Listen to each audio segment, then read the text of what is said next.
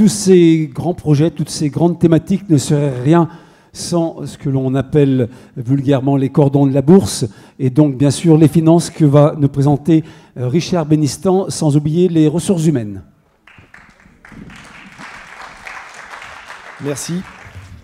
Bien, donc je vais peut-être, avant de parler de nos engagements sur les finances, effectivement revenir rapidement sur ce qui a été dit le 5 décembre pour ceux qui n'étaient pas là. On a rapidement expliqué effectivement à ce moment-là que les finances de la ville seront de toute façon au service du programme. Mais les finances de la ville ont subi, on va dire, un stress et ont nécessité d'engager des opérations de réorganisation assez fortes dès le début de la mandature actuelle en 2015. Et on va demeurer contraint, on va dire, jusqu'en 2021 inclus. Donc, je vais vous expliquer pourquoi. À l'époque, donc le 5 décembre, on a présenté deux courbes.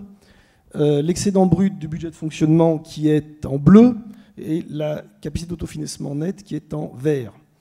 Et en expliquant qu'effectivement, comme vous le constatez, les années 2008 à 2014 ont généré une forte baisse de l'excédent brut de fonctionnement qui est pourtant essentiel pour alimenter les investissements dans une commune, puisqu'il y a deux moteurs qui alimentent les finances. Le budget de fonctionnement, dont l'excédent permet en large partie de financer les investissements. Donc dès lors que, comme vous le constatez, dans les années 2008 et antérieures, on était à 2 millions d'excédents de fonctionnement, quand on est passé à moins de 500 000 en 2014 et graduellement en descendant, on s'est retrouvé à un moment donné asphyxié. C'est-à-dire que les projets avaient pu être menés, mais la suite allait être compliquée. Et c'est ce qui s'est passé pour l'actuelle mandature. Simplement rappeler que cet excédent de fonctionnement est arrivé jusqu'à moins de 500 000 euros en 2014, et la capacité d'autofinancement a été largement entamée, puisque vous observez, donc la capacité d'autofinancement, c'est en fait l'excédent de fonctionnement, moins le remboursement des intérêts d'emprunt et du capital d'emprunt, donc l'annuité. Et donc à un moment donné, jusqu'en 2009, une fois remboursé l'emprunt, chaque année, la commune avait la capacité quand même d'engager encore des investissements de remplacement. On s'aperçoit qu'à partir de 2009, ce n'est plus le cas. Et à partir de 2012, c'est pire. La commune n'est même plus en capacité de rembourser l'annuité de la dette. Donc ça a été assez compliqué pour nos collègues qui sont actuellement élus. Et dès l'année 2015, je pense que ça n'aura pas échappé aux belaisans de l'époque, ils ont mis en œuvre deux grandes mesures. La première, un plan d'économie drastique, 400 000 euros de baisse de dépenses de fonctionnement en année 2014. Ils ont réussi à économiser environ 740 000 euros sur 6 ans. Et la deuxième mesure forte, ça a été la fameuse augmentation des impôts locaux en 2015, des taux de fiscalité de la commune, qui ont rapporté 1 250 000 euros et qui permettent, comme vous le constatez, de voir que l'excédent de fonctionnement en bleu est repassé à moins de 500 000 euros, à environ 2 millions d'euros en 2015. Et c'est ce qui a permis à la commune, en faisant très attention et en limitant ses investissements, depuis, de résorber la dette. Alors ça, c'est pour le passé récent.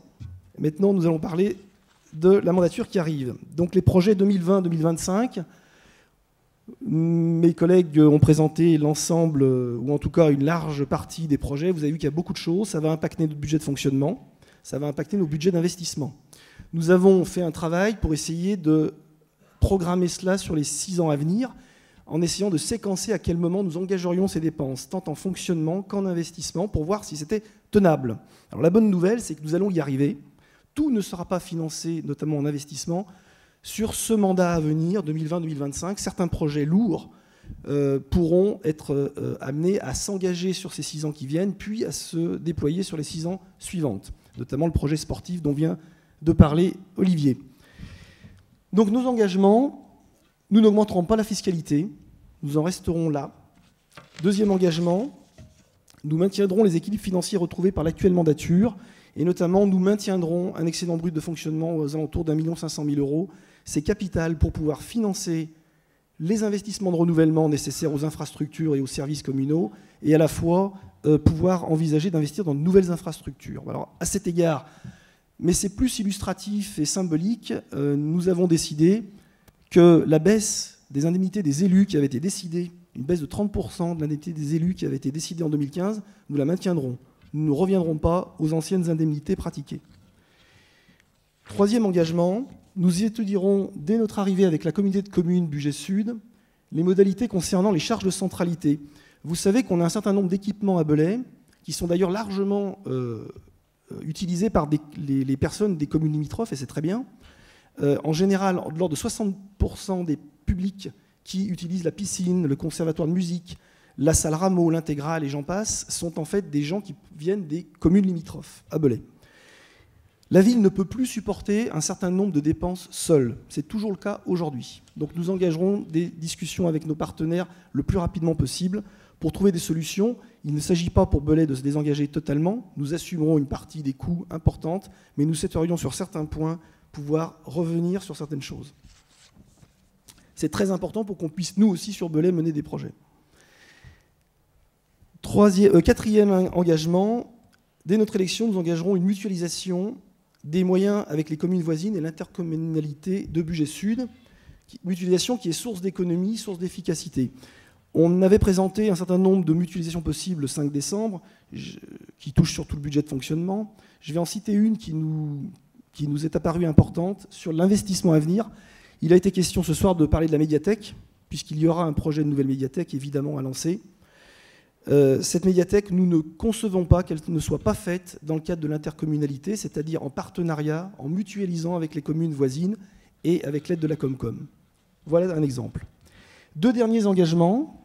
Nous lancerons de nouvelles sessions d'actifs qui ne sont pas utiles, donc ciblées pour la commune. Nous nous désengagerons de ces investissements.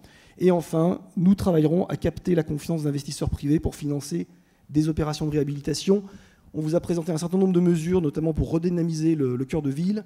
Il y a un certain nombre de choses sur les friches. Il y a des choses qui se feront avec les fonds publics, bien sûr, mais nous irons au contact de nos partenaires privés pour trouver des relais et que tout ne soit pas supporté par les fonds publics. Voilà, donc pour finir, ce que nous souhaitions vous dire à travers cette présentation, c'est que notre programme est bouclé. Évidemment, ce sont les grandes masses. Nous avons prévu les choses sur les 6 ans à venir. La bonne nouvelle, c'est que les marges de manœuvre que nous permettent la gestion des 6 dernières années, qui a été extrêmement rigoureuse, va nous permettre de redémarrer de manière plus ambitieuse un certain nombre de projets. Nous avons bouclé donc ce chiffrage tant en fonctionnement qu'en investissement. Sachez qu'en investissement nouveau, nous planifions sur 6 ans à venir 4,5 millions, 5 millions.